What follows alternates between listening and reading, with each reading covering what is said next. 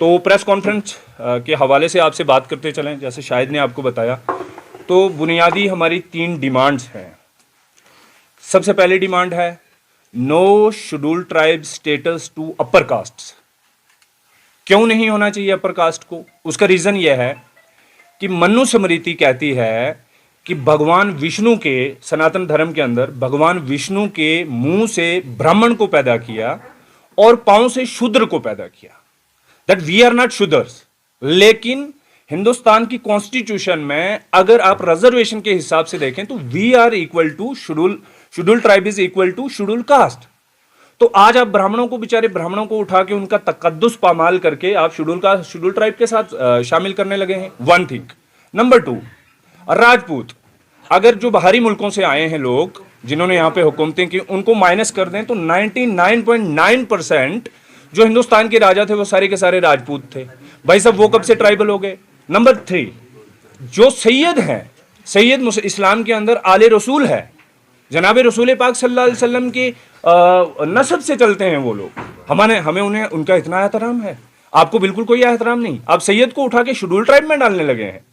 Number last, इसमें इसका last point कि देखिए जनाब, यहां पे एक कमीशन बना और रामनंदन कमेटी बनी।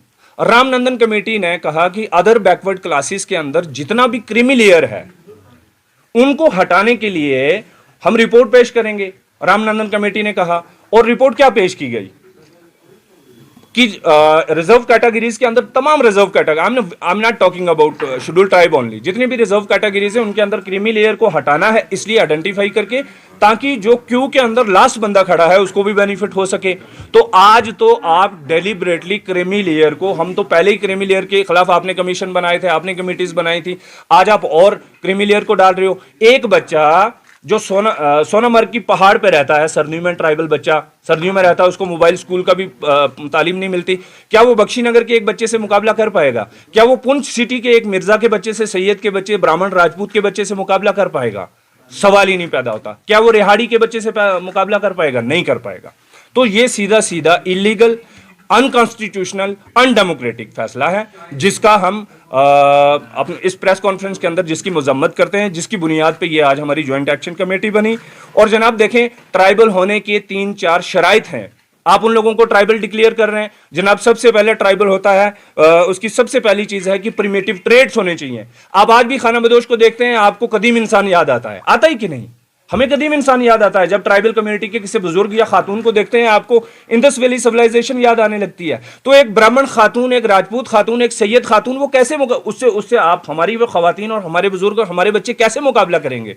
नंबर 2, उनका जनाब डिस्टिंक्ट कल्चर होना चाहिए। क्या ये जितनी भी कम्युनिटीज आप शेड्यूल ट्राइब के अंदर शामिल करने जा रहे हैं, इनका क्या डिस्टिंक्ट कल्चर है भाई? क्या डिस्टिंक्ट कल्चर है? अरे उन्होंने तो पूरे हिंदुस्तान पे राज किया है। और इसका दूसरा पॉइंट है जियोग्राफिकल आइसोलेशन होनी चाहिए। तीसरा पॉइंट है ट्राइबल होने की। जियोग्राफिकल आइसोलेशन कितनी है? जम्मू पे आपका कब्जा है।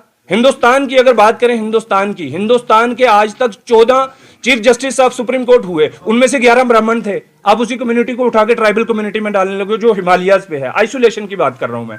और चौथा पॉइंट है इसके अंदर शाइनेस।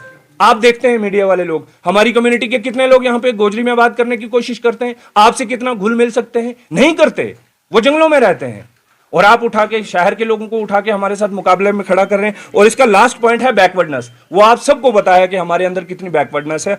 नंबर टू जनाब, दूसरा पॉइंट क्या है हमारा कि रिकॉन्स्टिट्यूशन ऑफ बैकवर्ड कमीशन। ये जो जीडी शर्मा कमीशन बना है, हम इसको सिरे से खारिज करते हैं, उसकी मजम्मत करते हैं। आप मुझे बताइए, जीडी शर्मा कमीशन बना, उसके अंदर कितने ट्राइबल मेंबर्स हैं?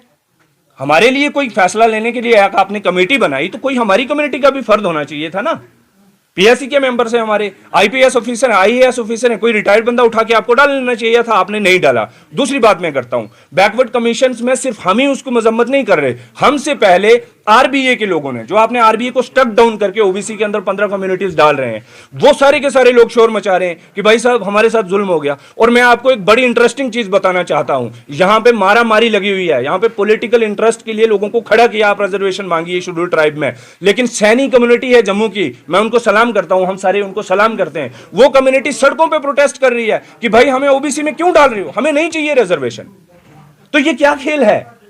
जिस कम्युनिटी को रिजर्वेशन नहीं चाहिए आप उसको जबरदस्ती रिजर्वेशन में डाल रहे हैं, जिनको चाहिए आप उनको खदेड़ रहे हैं।